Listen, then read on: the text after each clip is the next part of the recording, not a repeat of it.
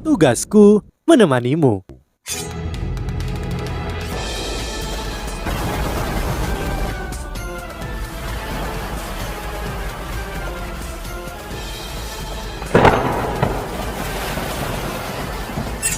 Hai sahabat Pasuk, kembali lagi bersama alur cerita versi novel Solen 2 Sekte Tang yang tak tertandingi.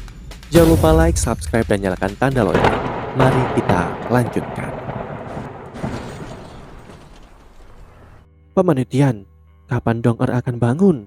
Apakah ini terjadi padanya karena lukanya yang lama sedang kambuh? Niu Tian meliriknya dengan dingin dan berkata, semua ini tidak ada hubungannya denganmu. Jangan kembali ke sini untuk menemuinya mulai hari ini dan seterusnya. Kamu tidak layak bertanya tentang apakah dia bisa bangun dan seperti apa dia nanti di masa depan. Pergi dari sini. Kamu tidak diterima lagi di sini. Kau sangat tidak masuk akal. Jiang Nanan langsung menjadi frustasi. Dia berlari ke sisi Yu Hao dan menatap Niu Tian. Bagaimana kau bisa menyalahkan Yu Hao atas apa yang terjadi pada Dong Er? Jika kau cukup kuat, kau dapat mencari lembah pertanyaan cinta Yin Yang untuk melunasi hutang ini, karena lembah bertanggung jawab atas apa yang terjadi padanya. Yu Hao sudah cukup sedih. Jadi bagaimana kamu bisa menambahkan minyak ke api? Bisakah kalian membantu Dong Er atau tidak? Jika tidak bisa, kembalikan dia kepada kami dan kami akan membawanya pergi. Niu Tian balas menatapnya. Tiba-tiba angin kencang memotong puncak gunung. Ketika tekanan menakutkan meletus dari tubuhnya, Niu Tian tampaknya telah menjadi satu dengan semua fenomena angkasa dan astronomi di sekitarnya.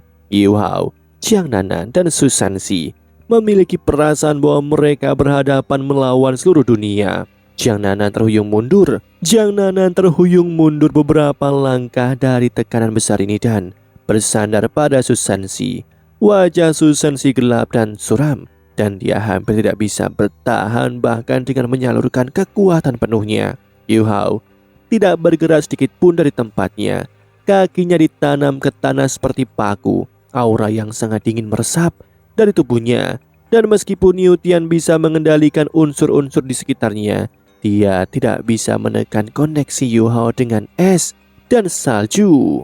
Oh, Niu Tian berseru dengan lembut karena terkejut. Tetapi ekspresinya dengan cepat berubah menjadi jijik dan acuh tak acuh. Seluruh tubuhnya bergetar saat terjadi gema di seluruh langit, seolah-olah dewa naga telah turun ke dunia. Di tengah-tengah auman naga bergulir, tekanan yang mereka bertiga rasakan meningkat secara tajam. Susansi dan Jiang Nanan dipaksa mundur ke tepi tebing, dan anehnya, tekanan ini otomatis mereda setelah mereka bergerak melewati kisaran tertentu. Yu Hao masih berdiri di sana, tidak bergerak, dan kakinya sedikit demi sedikit merosot di tempat. Yu Hao harus menahan tekanan yang menakutkan yang meremas dari segala arah, dan dia merasa seolah-olah tubuhnya bisa hancur berkeping-keping setiap saat. Namun, dia berdiri dengan kuat dan dia bahkan tidak mundur selangkah pun. Berbagai ujian hidup dan mati yang telah dilalui oleh Yu Hao di lembah pertanyaan cinta Yin yang terbukti sangat penting pada saat seperti ini. Yu Hao sama sekali tidak merasa takut, tidak peduli seberapa besar tekanannya. Ketahanan di hatinya telah berubah menjadi ketangguhan kultivasinya. Karena kekuatan spiritual, kekuatan jiwa, dan elemen es pamungkasnya menyatu sempurna bersama. Cahaya keemasan, kehijauan meletus dari tubuh Wo Yu Hao. Rona hijau berasal dari perpaduan antara warna batu giok, permaisuri es, dan warna putih bersih permaisuri salju. Sedangkan kilau emas berasal dari Tian Meng. Yu Hao menggabungkan semuanya menjadi satu tungku dan masing-masing kekuatan tidak bisa dipisahkan dari yang lain. Ini adalah kekuatan yang benar-benar dan sempurna miliknya sendiri. Rasa jijik di mata Niu Tian secara bertahap menghilang dan digantikan oleh keterkejutan. Dia menyaksikan upaya paksa Yu Hao untuk berdiri di tanah dan mendengus ketika seberkas petir hijau membentang di langit. Naga mengaum bergema di langit ketika awan mulai berubah. Awan-awan yang berputar tampaknya telah berubah menjadi naga hijau besar yang tak terhitung, yang memamerkan taring dan mengacungkan cakar mereka. Mundur, mundur Yu Hao! Susan Si berteriak. Mereka tidak berada di antara individu-individu terkuat di benua, tetapi mereka adalah elit Akademi Shrek dari generasi muda. Dan mereka telah melihat seperti apa individu-individu yang kuat ketika mereka bertarung. Susan Si dapat dengan jelas merasakan pada saat ini bahwa pemimpin sekte Hao Tian, penguasa kastil Hao Tian, sekuat Penatua Xuan. Bagaimana mereka bisa bertarung melawan seseorang yang sekuat dia? Niu Tian tidak bermaksud jahat terhadap mereka. Jika tidak, mereka akan hancur berkeping-keping sejak tadi. Susan Si takut Huo Yu Hao akan membuat marah Niu Tian dengan tindakannya dan membawa kematian pada dirinya sendiri. Namun Yu Hao tidak mundur sama sekali. Dia memiliki kekuatan spiritual yang kuat dan dia memiliki naluri sendiri. Pada saat ini, dia merasa bahwa mundur berarti dia sudah benar-benar menyerah. Dia tidak tahu mengapa Paman Nutian dan Paman Taitan tiba-tiba begitu memusuhi dia. Tetapi tidak ada cara Yu Hao bisa mundur karena dia harus berdiri untuk Wang Dong'er, sehingga dia bisa melihat Wang Dong'er dan bersamanya sekali lagi.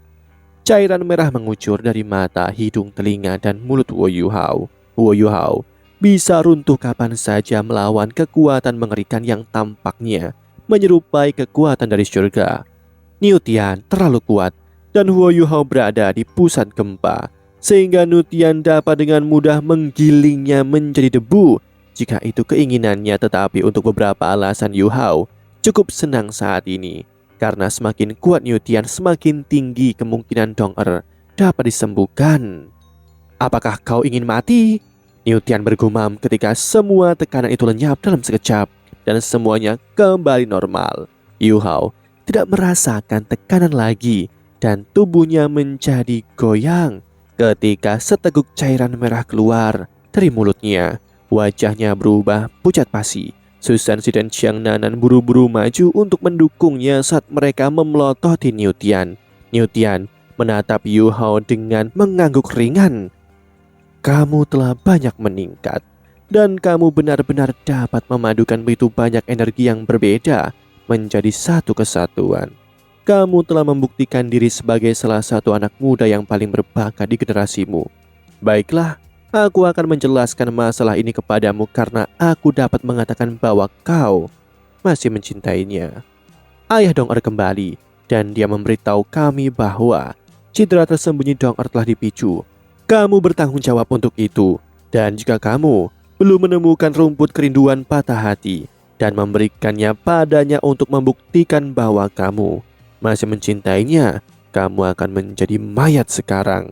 Kami telah menyaksikan Dong'er tumbuh sejak dia masih kecil dan kami benar-benar tidak mau melihatnya diperlakukan salah atau dirugikan. Dia dalam kondisi yang buruk dan jiwanya saat ini sangat berantakan dan kacau. Kami sudah memeriksanya. Dia adalah satu-satunya yang bisa membangunkan dirinya sendiri. Kastil Hao Tian paling cocok baginya untuk beristirahat. Kamu dapat pergi dan kamu tidak diterima di tempat ini setidaknya sebelum Dong'er bangun. Aku akan mengirim seseorang ke Akademi Shrek untuk memberitahumu ketika dia bangun. Dan jika dia masih mau bersamamu, maka kita akan lihat nanti. Niu Tian mengayunkan lengan bajunya setelah pidatonya dan angin kencang menyapu Huo Yu Hao dan kedua temannya dan meniupnya ke kejauhan. Niu Tian kemudian membawa semua orang dari sekte Hao Tian kembali ke kastil Hao Tian. Yu Hao dan Susan Si serta Jiang Nanan melakukan banyak upaya untuk menstabilkan diri dan mendapatkan kembali keseimbangan mereka. Niu Tian mendorong mereka pergi sehingga mereka tidak akan jatuh dari puncak gunung. Dong'er!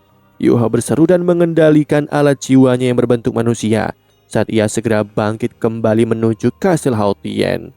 Suara Niu Tian bisa terdengar sekali lagi ketika Huo Yu Hao tiba di gerbang utama kastil. Pergi segera. Jika kau bertahan dan terus mengganggu kami, jangan salahkan aku karena tidak menunjukkan belas kasihan lagi kepadamu.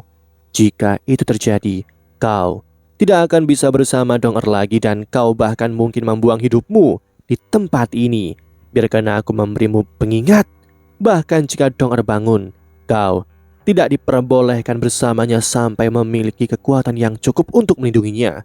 Kau harus menjadi lebih kuat jika ingin bersama dengan Dong-er. Wo Yuhao berdiri di luar gerbang utama Kastil Haotien dan berhenti. Dia hanya berdiri di sana, diam dan tidak bergerak. Jiang Nanan baru saja akan berlari untuk menghibur dan membujuk Yuhao, tetapi Susansi meraihnya dan menghentikannya. Susansi menghela nafas dan berkata, "Jangan pergi, kita harus percaya pada Yuhao. Dia baru 17 tahun dan pukulan seperti ini hanya akan menjadi motivasi baginya. Semuanya baik-baik saja selama Dong-er baik-baik saja." Jiang Nanan memutar matanya dan berkata, "Kau berbicara seolah-olah sudah tua dan bangga dengan usia dan pengalamanmu. Seolah-olah kau jauh lebih besar dan lebih dewasa." Susansi terkekeh dan berkata, "Apakah kau tidak tahu apakah aku besar atau tidak?" Jiang Nanan tersipu dan mencubitnya dengan paksa saat dia berkata, "Dia sangat kesakitan dan kau masih ingin bercanda." Susansi melanjutkan, "Kekuatan Yuhao telah tumbuh terlalu cepat selama ini. Yang benar adalah dia belum mengalami kemunduran atau kegagalan besar yang berlebihan. Apa yang terjadi pada Dong-er dapat membuatnya tumbuh dewasa dengan lebih cepat. Dia seorang pria dan kemunduran tidak ada artinya baginya. Lihat aku telah mengalami begitu banyak kemunduran dan aku telah gagal selama bertahun-tahun. Namun, bukankah aku menjadi lebih kuat dan lebih berani dengan setiap kegagalan? Pada akhirnya aku memiliki seorang gadis cantik di tanganku. Menurut pendapatku, dua pemimpin sekte Haotien tidak memiliki niat buruk terhadap Yuhao. Dengarkan apa yang Niu Tian coba katakan dan sampaikan kepadanya. Kata-katanya dapat diartikan sebagai kata-kata dorongan dan motivasi. Karena itu yang terjadi, mereka harusnya yakin dengan kemampuan mereka untuk membantu Dong-er pulih. Paling tidak, mereka dapat memastikan bahwa hidupnya tidak akan dalam bahaya." Yuhao hanya berdiri di luar gerbang utama sekte Haotien. 15 menit berlalu dan dia belum bergerak sedikit pun. Beberapa saat berlalu sebelum Yuhao setelah bertahap mundur beberapa langkah dan dia membungkuk dengan hormat ke Kastil Haotien. Sebelum dia berbalik dan berjalan menuju Susansi dan Jiang Nanan. "Kakak senior ketiga, kakak senior keempat, ayo pergi." "Apakah kamu baik-baik saja, Yuhao?" Jiang Nanan bertanya dengan prihatin. Yuhao menggelengkan kepalanya dengan ringan dan berkata, "Aku baik-baik saja, kakak senior keempat. Paman Niu Tian benar. Saat ini aku tidak mampu melindungi Dong-er. Menjaga dia di sini adalah pilihan terbaik. Mari kita kembali ke akademi. Aku ingin memulai kultivasi tertutupku sehingga bisa melicinkan dan membersihkan meridianku secepat yang aku bisa." Jiang Nanan memandang Susansi dengan ekspresi terkejut di matanya. Sepertinya Susansi benar. Susansi tersenyum tipis dan tidak mengatakan apa-apa lagi saat dia menepuk pundak Yuhao dan berkata, "Ayo pergi." Mereka mengikuti jalan gunung curam yang sama yang telah mereka ambil untuk sampai ke sini, ke awan dan kabut. Yuhao tiba-tiba menatap tajam ke Kastil Haotien dari kejauhan. Dan dia mengepalkan tinjunya dengan erat ketika dia berkata, "Kamu harus sembuh, Dong-er. Aku akan kembali secepat mungkin untuk melihatmu lagi. Dan kita bisa bersama lagi." Di dalam Kastil Haotien, Niu Tian dan Taitan keduanya berdiri di dekat jendela ketika mereka menyaksikan tindakan Yuhao. Tepat sebelum dia pergi, pandangan terganggu muncul di mata Taitan. Dan dia berkata, "Kakak." Niu Tian melambaikan tangannya dan berkata, "Ayo ikuti instruksinya, karena ini adalah keputusannya. Apakah kamu tidak percaya padanya? Pukulan ini mungkin bukan hal buruk bagi Yuhao. Ayo, mari kita lihat Dong-er. Gadis itu, semuanya akan berbeda ketika dia bangun." Setengah bulan berlalu di sisi Sekte Tang. Nan Qiu sangat cemas ketika informasi dan berita terus menyebar. Diketahui bahwa ibunya dan tim Sekte Naga Bumi tidak kembali ke sekte mereka setelah kejadian mengerikan di Kekaisaran Ryu. Saat ini, ia sedang menunggu Bebe yang sedang mengikuti pertemuan di Paviliun Dewa Laut. Tidak hanya dia yang ada di sini, Gao Dalau sekarang juga menjadi bagian dari Sekte Tang, bahkan ia merelakan hidupnya, kematiannya, bahkan hantunya untuk Sekte Tang setelah dia tidak ada. Ia benar-benar membantu pengembangan alat jiwa sekte Tang. Adapun Ye Guyi, dia datang ke kota Shrek langsung setelah dia dan Yu Hao berpisah. Dia awalnya ingin bergabung dengan Shrek, tetapi akademi tidak mengambil siswa saat ini dan dia hanya bisa menunggu di akademi untuk menunggu Yu Hao dan yang lainnya untuk kembali. Namun Yu Hao tidak muncul. Dan ketika Penatua Asuhan dan anggota sekte Tang lainnya kembali, Penatua Asuhan menyarankan agar dia sementara waktu tinggal dengan sekte Tang. Dan disinilah dia. Dia kini menjadi teman bertarung bagi Cicu Chen. Dan kesombongannya kini benar-benar ditekan dengan berbagai talenta dan bakat di sekitarnya. Saat ini, Ye Guyi, Cicu Chen sedang melakukan latihan pertempuran. Tepat itu berakhir, BB berjalan dari luar, tetapi ekspresinya tampak agak suram. Dia melambai kepada semua orang dan berkata, "Mari kita bicara di dalam." BB membawa semua orang ke aula konferensi sekte Tang dan memberitahu anggota sekte Tang yang lain untuk berkumpul di aula konferensi. Nan Qiu tidak bisa menahan diri lagi dan berkata, "Bagaimana, kakak senior tertua? Apakah ada berita tentang ibuku dan yang lainnya?" BB mengangguk dan berkata, "Kami memiliki intel. Berita baiknya adalah mereka baik-baik saja dan masih hidup. Berita buruknya adalah mereka memang ada di tangan Kekaisaran Ryu." Nan Qiu melompat berdiri dan akan berjalan keluar, tetapi dia ditahan oleh Ye Guyi. BB sedikit menyernyit dan berkata, "Jangan terburu-buru Qiu. Biarkan aku selesaikan. Kita harus menyelamatkan ibumu. Tetapi apakah kamu pikir bisa melakukan itu dan membawa semua orang kembali sendirian?" Nan Qiu cemberut dan air mata mengalir di matanya. Semua orang dari lingkaran dalam sekte Tang dengan cepat tiba di balai konferensi. "Semua orang ada di sini. Mari kita mulai pertemuan." BB sedang duduk di kursi utama saat dia berbicara dengan ekspresi serius di wajahnya. Menurut Intel Akademi, Kekaisaran Ryu telah dengan jelas dan keterlaluan mengumumkan bahwa sekte dan akademi yang berpartisipasi dalam turnamen berada di tangan mereka. Mereka hidup untuk saat ini. Susan Si memotong dan berkata, "Apa yang mereka coba lakukan? Apakah mereka mengambil inisiatif untuk menyatakan perang ketiga kekaisaran asli benua Doulo?" BB menggelengkan kepalanya. Mereka belum secara resmi menyatakan perang, tetapi ini berarti mereka bahkan lebih berbahaya dan ganas. Konsekuensi pertama dari pengumuman mereka adalah bahwa Kekaisaran Ryu secara resmi memusuhi sekte dan akademi yang memiliki hubungan dengan kekaisaran.